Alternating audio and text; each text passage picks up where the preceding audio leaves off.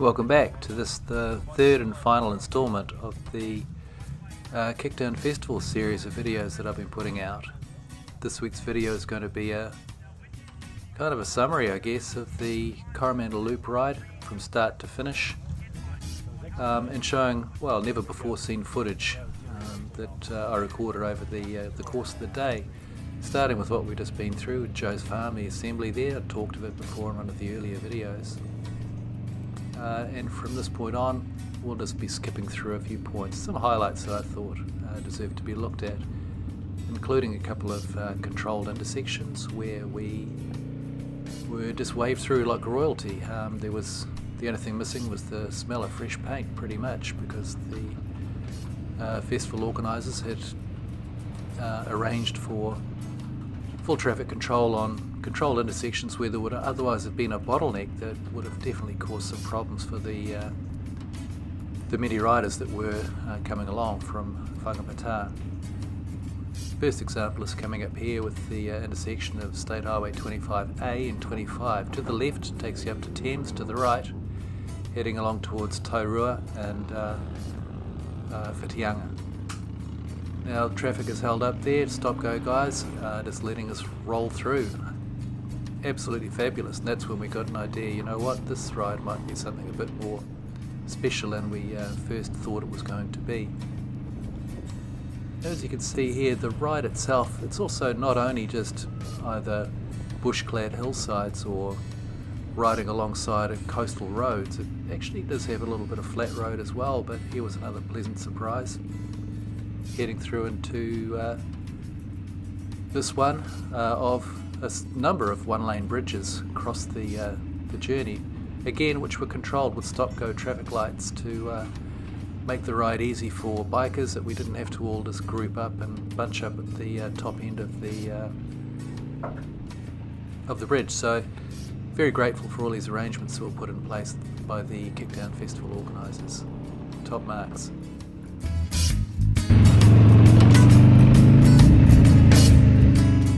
Now this portion of the ride is picked up through the hills, cutting through the Coromandel Ranges, just beyond Whitianga, and heading down towards Kua Utonu, I think the name is. There's a lovely beach there. There's a place, Luke's Kitchen, that we would often stop down there for a meal, but not today. Many people probably did. We carried straight on through to Coromandel. But we can see here the beach, fabulous beach. This is on the Pacific coast side of the peninsula. And well, the view speaks for itself. It's kind of breathtaking. The film just doesn't do it justice. Coming away from the beach, we head back up into the hills, and we come across again a whole lot more twisties. We're heading up here. This is fairly close by, or heading up towards the Kaipawa Trek Track Lookout area that I mentioned in one of the earlier videos. And there is a car park area up here. I was just trying to remember where it was to pull off and take advantage of the view, because I think we'll see it's just coming up around the next bend. There's a kind of an open car park area. We just scooted straight off the road over here, parked. You can see some steps in the distance there. The lookout is essentially just at the very top of those steps, real close to the road. Great place to stop.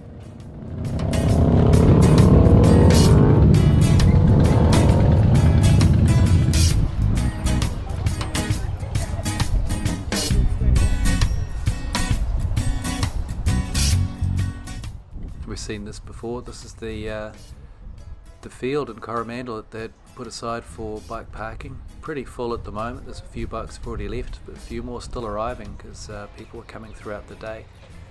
We've already had our lunch. We stopped at the Pepper Tree restaurant, had a really nice meal.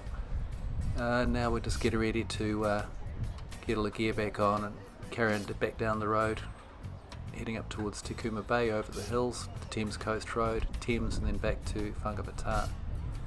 But there's always time to have a walk around and admire some bikes, and there was one over here that really caught my interest. Fabulous looking machine.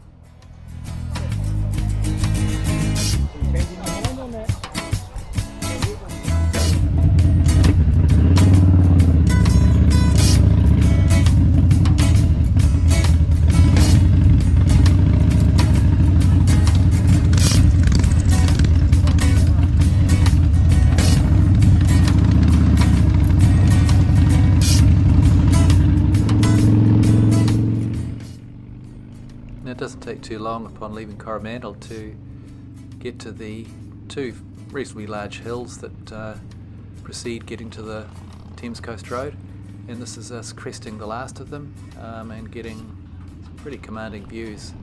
Now it's not actually Pacific Ocean there, that's the Firth of Thames. We're heading back onto the kind of inland side of the peninsula, if you like.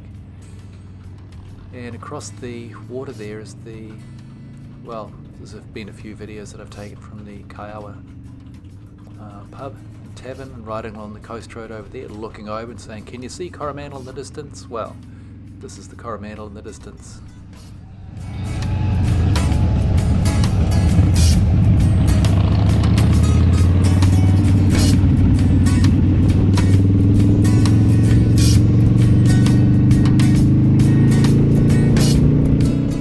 We certainly had some great weather to enjoy the best of this road, and enjoy it we did.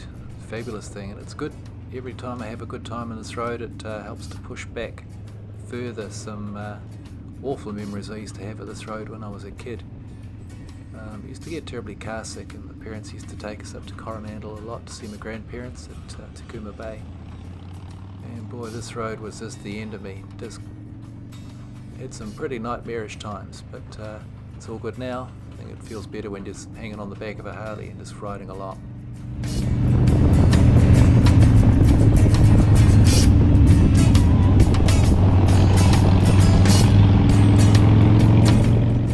So this road, in fact all the road that we've been travelling on, is still the Pacific Coast Highway, State Highway 25. This is actually also known as the Thames Coast Road.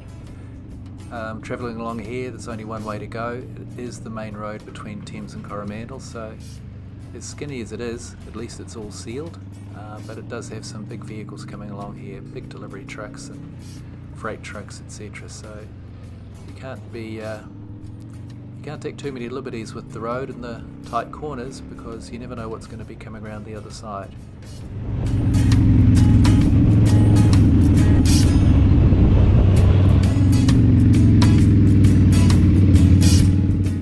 And here we are back on Tairua Road, nearing Whangamata and Joe's Farm. We've finished with the Thames Coast Road. We stopped in Kopu, put in some more fuel, ready or enough to take us up to Joe's Farm and also return us to Auckland.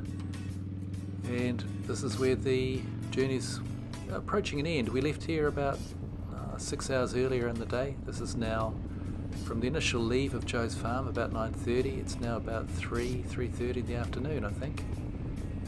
We've completed the loop. We're coming up with all these road cones here just to help us make us feel at home, almost like being in Auckland. We come in here to check in the bike with the electronic tag on the headlight, run it through the past the tagging machine, catch our breath, have a drink of water because it's a pretty hot day, and just reflect on what we've seen and done today. It's been a really good day of riding.